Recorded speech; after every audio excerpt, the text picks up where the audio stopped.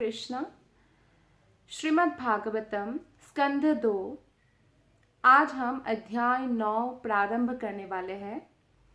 अध्याय 9 का शीर्षक है श्री भगवान के वचन का उद्धरण देते हुए प्रश्नों के उत्तर। ओम नमो भगवते वासुदेवाय। ओम नमो भगवते वासुदेवाय। ओम नमो भगवते वासुदेवाय।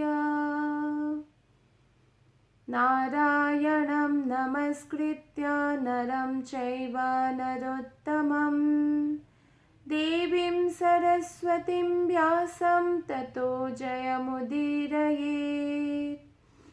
नष्टप्रायेषु अभद्रेषु नित्यं भागवत सेवया भगवतीरुत्तमश्लोके भक्तिर्भवति नैष्ठिकी। ग्रंथराज श्रीमद् भागवतम की जय, श्री प्रभुपाद की जय, गुरु महाराज की जय, आप सभी वैष्णव भक्त वृंद की जय। तो अध्याय 9 श्लोक नंबर 1। श्री शुक उवाच आत्मा मायामृते राजन् परस्यानुभवात्मनः न घटेतार्थसम्बन्धः स्वप्नद्रष्टुरिवाञ्छसा। श्री शुक उवाच आत्मा मायामृते राजन् परस्यानुभवात्मनः न घटेतार्थसम्बन्धः स्वप्नद्रष्टुरिवाञ्छसा। अनुवाद और तात्पर्य श्रील प्रभुपाद के द्वारा। श्रील प्रभुपाद की जय। अनुवाद। श्री सुखदेव गोस्वामी ने कहा, हे राजन, ये परीक्षित महाराज से बोल रहे हैं सुखदेव गोस्वामी गंगा के तट पर शुक्रताल पर। हे राजन, जब तक मनुष्य भगवान की शक्ति से प्रभावित नहीं होता तब तक भौतिक शरीर के साथ शुद्ध चेतना में शुद्ध आत्मा का संबंध कोई अर्थ नहीं रखता। ऐसा संबंध स्वप्न देखने वाले द्वारा अपने ही शरीर को कार्य करते हुए देखने के समान है। तो आप देखिए यहाँ पे ये जो अध्याय है इसका नाम है कि भगवान के वचन का उद्धरण देते हुए। उद्धरण इंग्लिश में रेफरेंस। इससे पहले वाला जो अध्याय है 8वां अध्याय हमने पढ़ा, हमने कंप्लीट भी किया है। तो इसमें पूरा अध्याय का नाम ही है राजा परीक्षित के प्रश्न, क्योंकि राजा परीक्षित को 7 दिन के अंदर तक्षक दंशन करने वाले हैं और मृत्यु से पहले एक व्यक्ति का क्या कर्तव्य होना चाहिए इसको जानने के लिए और समस्त मनुष्यों के लिए भी उनके कल्याण के लिए, ताकि क्योंकि सारे मनुष्य एक न एक दिन मरने वाले हैं। परीक्षित महाराज के पास तो अलार्म क्लॉक था कि 7 दिन है, हमारे पास तो अलार्म क्लॉक भी नहीं है। तो इसीलिए एक व्यक्ति को कितना ज़्यादा जो मृत्यु को प्राप्त करने वाले हैं सीरियस होना चाहिए, इस विषय में प्रश्न पूछते परीक्षित महाराज, बहुत सारा प्रश्न। जैसे अर्जुन माध्यम थे ना भगवत गीता देने के लिए, तो यहाँ पे परीक्षित महाराज माध्यम है भागवतम के लिए। तो ये जो चैप्टर है वो पूरी तरह से भगवान का रेफरेंस देके सुखदेव गोस्वामी, कोई भी ऑथेंटिक पर्सनैलिटी है, ऑथेंटिक गुरु है, बोनाफाइड स्पिरिचुअल मास्टर है, प्रामाणिक गुरु, वो हमेशा भगवान के वचनों का शास्त्र से उद्धरण देंगे और तभी हमें बताते हैं। तो यहाँ पे पूरा अध्याय हमें वो प्रश्नों का, परीक्षित महाराज के प्रश्नों का उत्तर मिलेगा। तो सुखदेव गोस्वामी ने कहते हैं कि जब तक मनुष्य भगवान के बारे में नहीं जानता, भगवान की शक्ति की जो प्रभाव है हमारे जीवन में और पूरे भौतिक आध्यात्मिक संसार में, उसको नहीं जानता या उससे प्रभावित नहीं होता, तब तक वो अपने आप को शरीर ही समझता है। कितने ही लोग हैं, मैक्सिमम लोग अपने आप को शरीर समझते हैं, आत्मा कोई नहीं समझता है। तो इसीलिए बोला है कि भौतिक शरीर के साथ जो है उसकी चेतना जुड़ी हुई है, तब तक इसका कोई अर्थ नहीं रहता है कि वो आत्मा है, क्योंकि आत्मा भयभीत हो गया है। एक्चुअली आत्मा भयभीत नहीं, बिविल्डर्ड हो गया है। भयभीत आत्मा क्यों होगा? क्योंकि वो अपने आप को शरीर मान चुका है और शरीर में मृत्यु है, शरीर में बहुत स्ट्रगल है, तो इसलिए आत्मा भयभीत रहता है, क्योंकि आत्मा ने अपना जो ओरिजिनल पोजीशन है उसको खो दिया है और उसको कोई स्मरण भी नहीं है। इसलिए तात्पर्य में श्रील प्रभुपाद जी बताते हैं कि महाराज परीक्षित के इस प्रश्न का कि भौतिक देह तथा मन से पृथक होते हुए भी जीवात्मा ने किस प्रकार भौतिक जीवन प्रारंभ किया, क्योंकि आत्मा है, आत्मा तो ना मन है ना शरीर है, फिर इन्हें भौतिक जीवन क्यों प्रारंभ किया? ये परीक्षित महाराज का प्रश्न था कि कैसे प्रारंभ किया। तो आत्मा जीवन के भौतिक बोझ से पृथक तो है, आत्मा सच्चिदानंदमय है, जैसे भगवान सच्चिदानंदमय है, किंतु भगवान की बहिरंगा शक्ति जिसे आत्मा माया कहते हैं, उसके द्वारा प्रभावित होने से वो ऐसे भौतिक बोध में लीन रहता है। तो वो एक्चुअली आत्मा भौतिकता में, भौतिक जगत में रहने के कारण वो विविल्डर्ड हो जाते हैं। अब दूसरा प्रश्न उठता है कि भगवान जीवात्मा की चेतना तथा विस्मृति को इस प्रकार क्यों प्रभावित करते? भगवत गीता में कहा गया है ना, कृष्ण की इच्छा से स्मृति और विस्मृति दोनों ही होता है। तो इसका उत्तर यह है कि भगवान की इच्छा है कि प्रत्येक जीवात्मा जो है शुद्ध चेतना में रहे और भगवान की प्रेमा भक्ति में लगा रहे, क्योंकि यही आत्मा का स्वभाव है। तभी आत्मा जो है ब्लिसफुल और हैप्पी रह सकते हैं। कोई भी जीवात्मा की अगर कोई पाप पूर्ण इच्छा है तो सबसे पहली पाप पूर्ण इच्छा जीवात्मा करते हैं कि वो सोचता है कि मैं भगवान बन जाऊं, क्योंकि भगवान कोई भी नहीं बन सकता। अगर हर कोई भगवान बन सकते तो फिर भगवान का कोई महत्व भी नहीं रह जाएगा, है ना। तो भगवान कोई भी नहीं बन सकता, भले ही कोई कितना ही महान क्यों बन जाए। यही शास्त्र का मर्म है। कई बार शास्त्र में अगर ऐसे बताया गया है कि हाँ हम भी भगवान के जैसे हैं, जैसे है या समान है का मतलब है कि हम भगवान के अंश हैं, इसलिए भगवान के जो गुण है वो हम में भी पाई जाती है। लेकिन वो गुण का जो डिस्प्ले है या गुण वो प्रकट ही नहीं हो पाता है, क्योंकि हम भौतिक बुद्धि से ढके हुए हैं। इसलिए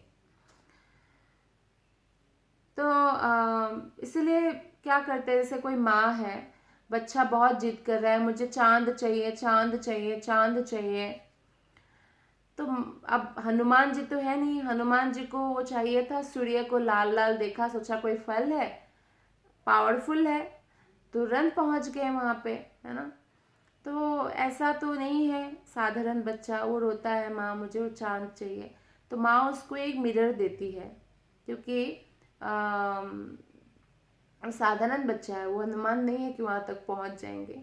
तो मिरर में वो देखता है और देख देख के मिरर के साथ खेल खेल के वो बोर होके उसको फिर छोड़ देता है। तो ऐसा ही भगवान में भी एक स्वप्न का, जैसे स्वप्न लोक में विचरण करने लगते कोई व्यक्ति, अपने आप को राजा समझने लगते हैं, वैसे ही भगवान ने इस भौतिक जगत रूपी प्रतिबिंब प्रदान किया है। जैसे माँ मिरर देते हैं, मिरर में चंद्रमा के प्रतिबिंब दिखते हैं, वैसे ही जिस पर जो है कर्मी है वो अपने आप को ऐसे मानने लगता है कि मैं मालिक हूँ, भगवान मालिक नहीं है, मैं मालिक हूँ, ऐसा मानने लगता है।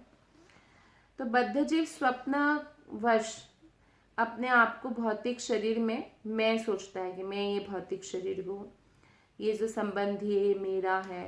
तो यहीं पे उनके बंधन शुरू हो जाता है, मैं और मेरा में।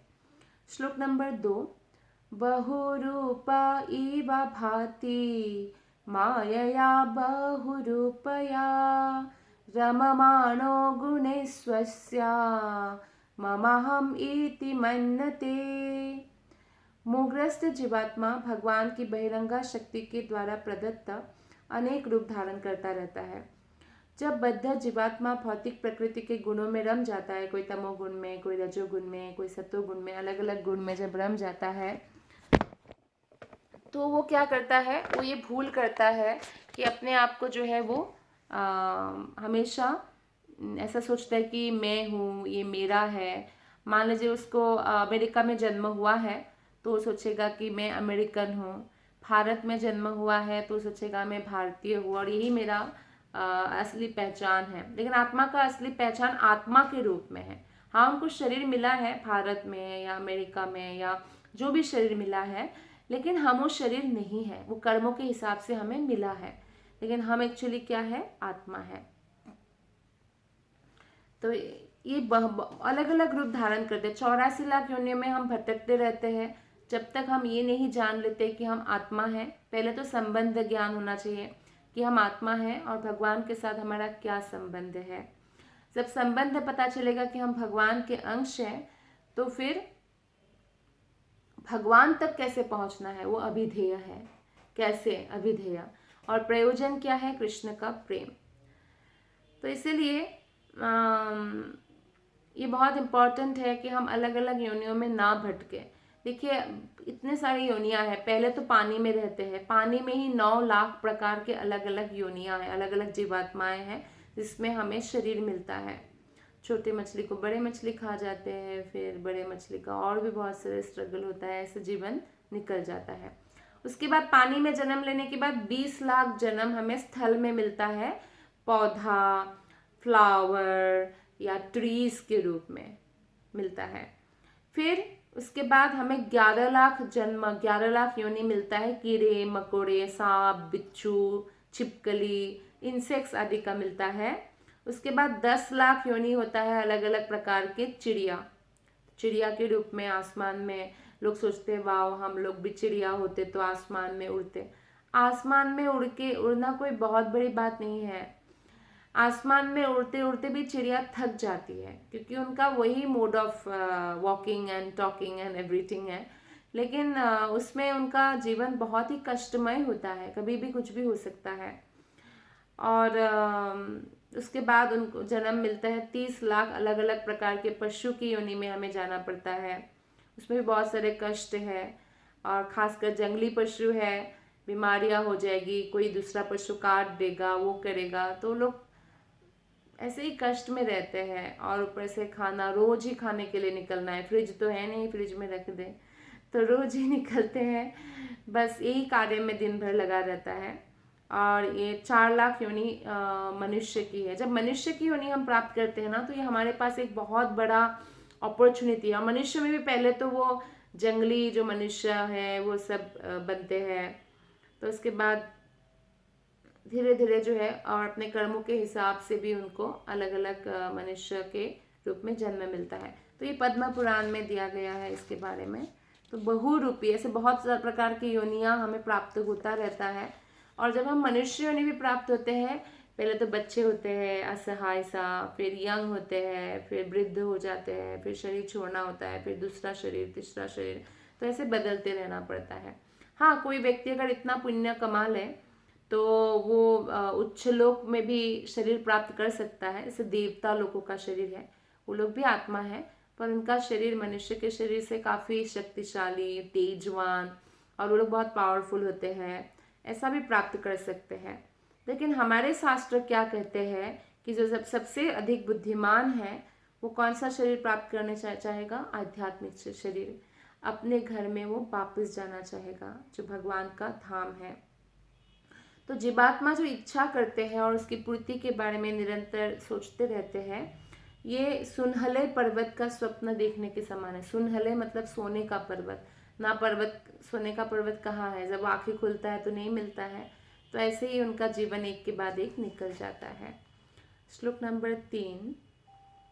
यर्हि बाबा महिम्नि स्वे परस्मिन् कालमाययुः रमेत गतसम्मोहा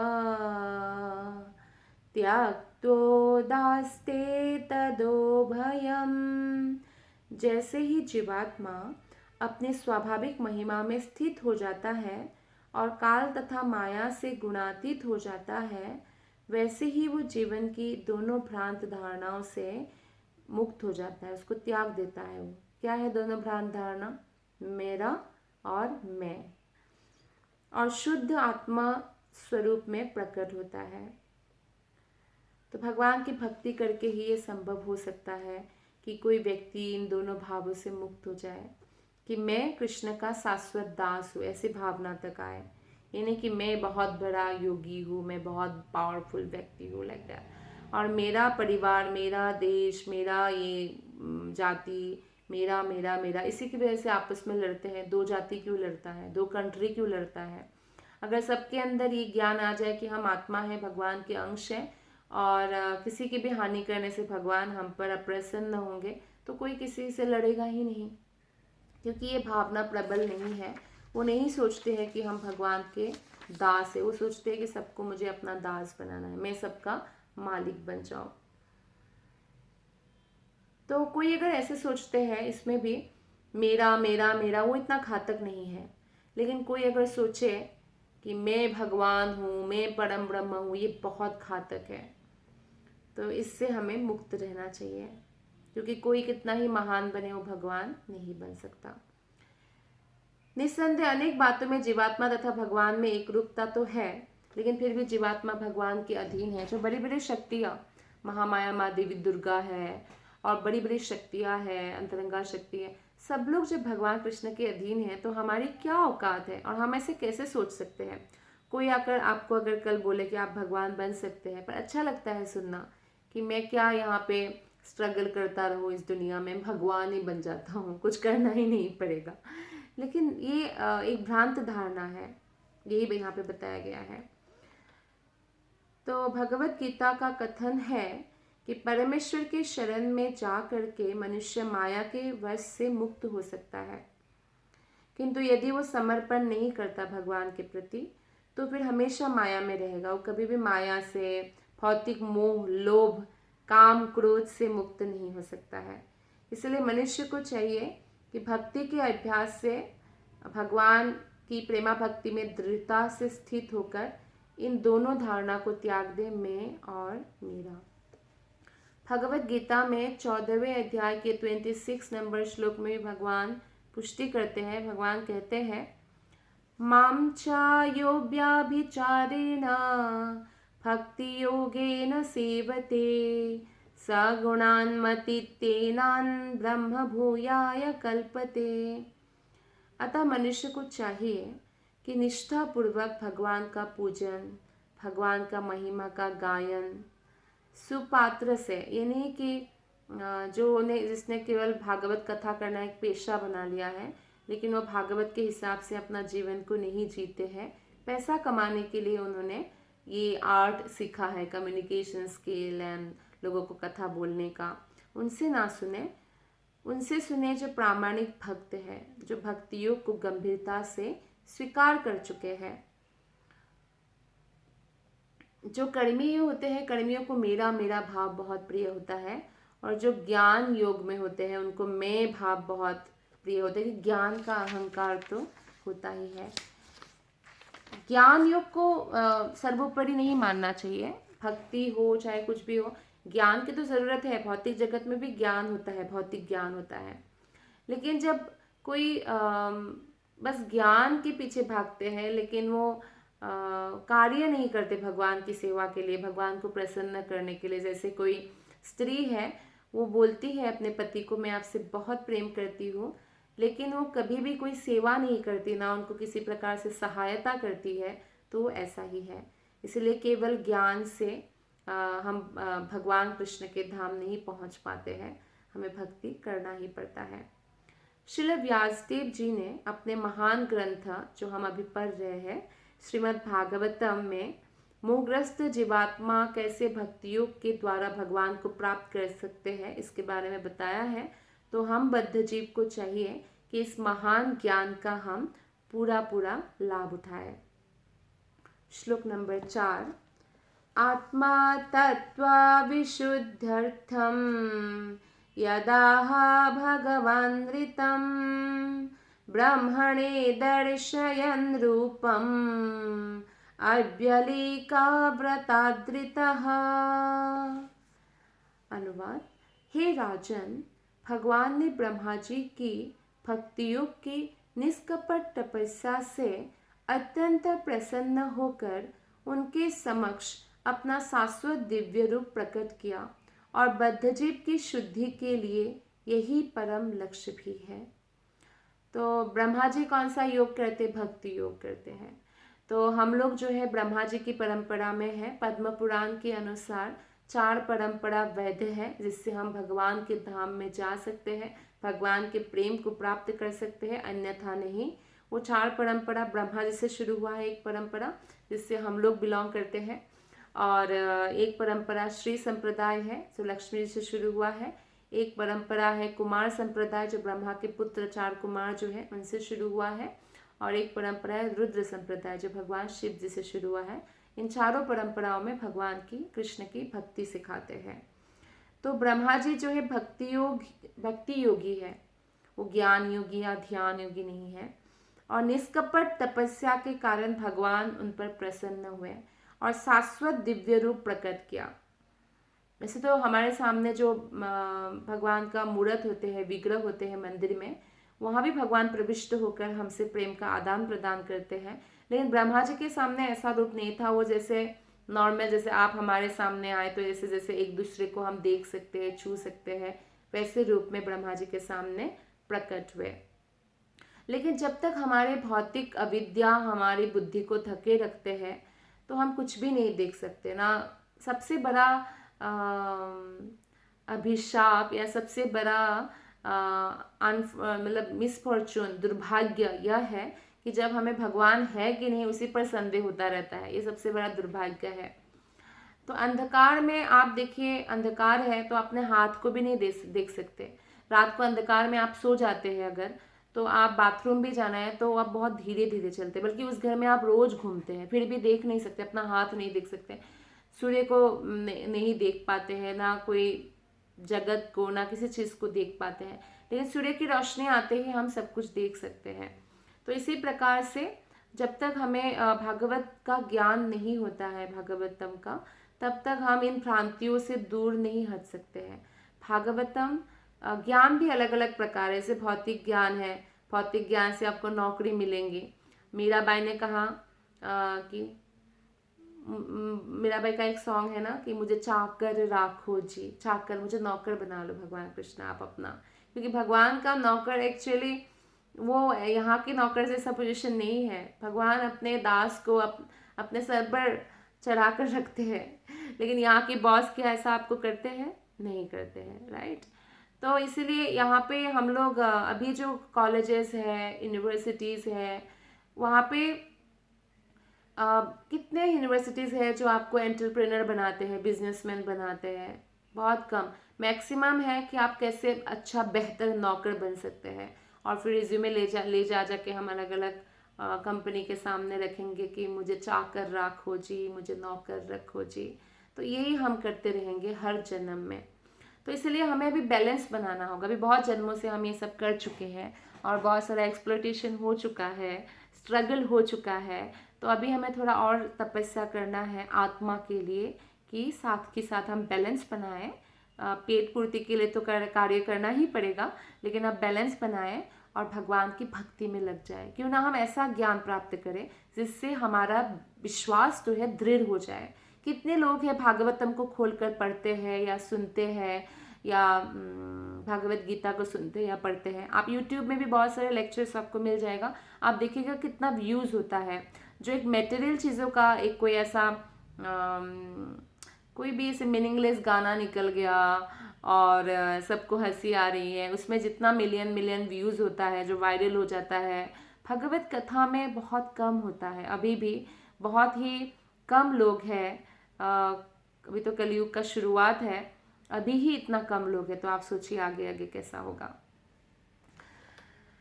श्रील सुखदेव गोस्वामी कहते हैं कि हमें जो ये भ्रांति हटाने के लिए मैं मेरा जिससे हम कष्ट पाते रहते हैं, हमें भक्ति योग का प्रैक्टिस करना होगा, जैसे ब्रह्मा जी ने किया। ब्रह्मा जी हम सबके गुरु है। उनका दिव्य रूप जो है भगवान का 100% आध्यात्मिक होता है। जीवात्माओं का, इस भौतिक संसार में जीवात्माओं का शरीर मांस, हड्डी, मज्जा, ब्लड इससे बनता है। भगवान का ऐसा नहीं होता है। भगवान जब भी आते हैं वो दिव्य ही होते हैं। तो ब्रह्मा के समक्ष जब भगवान आए तो वही दिव्य रूप के साथ आए और ब्रह्मा जी को दर्शन दिया। ब्रह्मा जी से हाथ मिलाया, फिर ब्रह्मा जी को अपना वैकुंठ भी दिखाया भगवान ने। तो इसलिए भगवान का जो रूप है वो सच्चिदानंद स्वरूप है। आत्मा का भी सच्चिदानंद स्वरूप है, लेकिन जो आत्मा भौतिक शरीर धारण करता है वो सच्चिदानंदमय नहीं है। तो अविद्या के कारण ही ये जो भौतिक ज्ञान है उससे हम भगवान तक नहीं पहुंच सकते, और अविद्या के कारण बद्धजीव अनेक प्रकार के नश्वर भौतिक रूपों में जकड़ा रहता है और बार बार जन्म लेता है। अतः यहाँ पे तात्पर्य में श्रील प्रभुपाद बोलते हैं कि जो श्रीमद् भागवत का नियमित पाठ करना या उसका श्रवण करना ये सब करते हैं तो ये भक्तियोग की साधना है, पढ़ना, श्रवण करना। और इस तरह श्रीमद् भागवत की संगति मात्र से ही बड़ी से बड़ी सिद्धि प्राप्त हो सकती है, और सर्वश्रेष्ठ सिद्धि है भगवान का प्रेम प्राप्त करना। आप सबका बहुत बहुत धन्यवाद। हरे कृष्णा।